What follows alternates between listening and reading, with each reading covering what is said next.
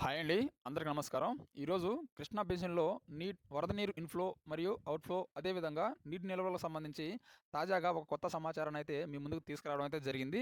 ఈరోజు దీనికి సంబంధించి పూర్తి సమాచారం ఇచ్చే ప్రయత్నం అయితే చేస్తాను. కావున ఈ వీడియోని చివరి వరకు చూసి వచ్చిన సమాచారాన్ని తెలుసుకునే ప్రయత్నం అయితే చేయండి. ఇంకా లేట్ చేయకుండా వీడియోలోకైతే వెళ్దాం. వివరాల్లోకెళ్ళినట్లయితే కృష్ణానది ఎగువన పశ్చిమ కనుమలలో గత 10 రోజులుగా కురుస్తున్న భారీ వర్షాలకి కర్ణాటక రాష్ట్రంలో ఉన్న తుంగభద్ర నది అదేవిధంగా ఆల్మట్టి డ్యాంకి వరద ఉధృతి అయితే భారీగా అయితే పెరుగుతుంది. దీంతో దాంట్లోని ప్రధాన జలాశయాలన్నీ కూడా వరద నీరు వచ్చి చేరడంతో నిండుకుండగా మారి దర్శనమైతే ఇస్తున్నాయి. ఈ నేపథ్యంలో ఎగువ నుంచి వస్తున్న వరదను దృష్టిలో పెట్టుకొని డ్యాం అధికారులు వచ్చే నీటిని వచ్చినట్లు ఎప్పటికప్పుడు దిగువకైతే విడుదల చేస్తున్నారు. అయితే దీనికి సంబంధించి జలాశయాలకి వచ్చే ఇన్‌ఫ్లో మరియు అవుట్‌ఫ్లో వివరాలు ఒకసారి చూసినట్లయితే అందులో ప్రధానంగా ఆల్మట్టి డ్యామ్‌కి నిన్నటి సాయంత్రం వరకు 1,15,000 క్యూసెక్కుల ఇన్‌ఫ్లో వస్తుండగా దానికి పెంచి 1,45,000 క్యూసెక్కులనైతే దిగువకైతే విడుదల చేస్తున్నారు. దిగువకి విడుదల చేసిన ఈ నీరంతా కూడా నారాయణపూర్ ప్రాజెక్టు మీదుగా అక్కడ నుంచి నేరుగా జూరాల ప్రాజెక్టులోకి అయితే చేరుతున్నాయి. జూరాల ప్రాజెక్టుకి నిన్నటి సాయంత్రం వరకు 1,70,000 క్యూసెక్కుల ఇన్‌ఫ్లో వస్తుండగా దాన్ని 1,50,000 క్యూసెక్కులను అయితే దిగువకి శ్రీశైలం జలాశయానికి అయితే విడుదల చేశారు.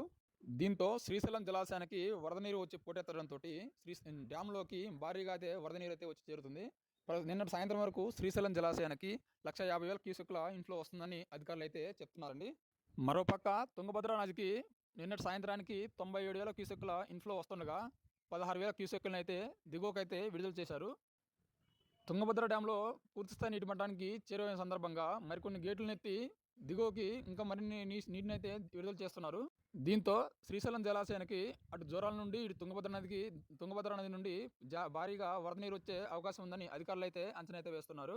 నీటి నిల్వలు ఒకసారి చూసినట్లయితే ఆల్మట్టి డ్యాంలో పూర్తిస్థాయి నీటి మట్టం 129 టీఎంసీలు కాగా ప్రస్తుతం 98 టీఎంసీల నీరు అయితే నిల్వ ఉంది. ఆల్మట్టిలో పూర్తిస్థాయి నీటి మట్టం 519 మీటర్లు కాగా ప్రజెంటు 518 మీటర్ల నీటి అయితే నిల్వ ఉంది.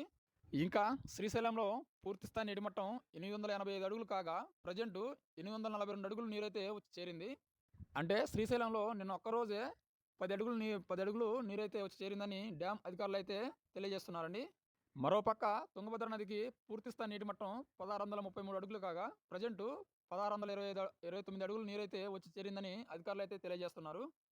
వరద ప్రవాహం ఇలాగే కొనసాగితే శ్రీశైలం జలాశయానికి రానున్న 3 నుంచి 4 రోజుల్లో భారీగా వరద నీరు వచ్చి చేరి పూర్తిస్థాయి నీటి మట్టానికి చాలా త్వరగా చేరే అవకాశం ఉందని అధికారులు అయితే అంచనా అయితే వేస్తున్నారు.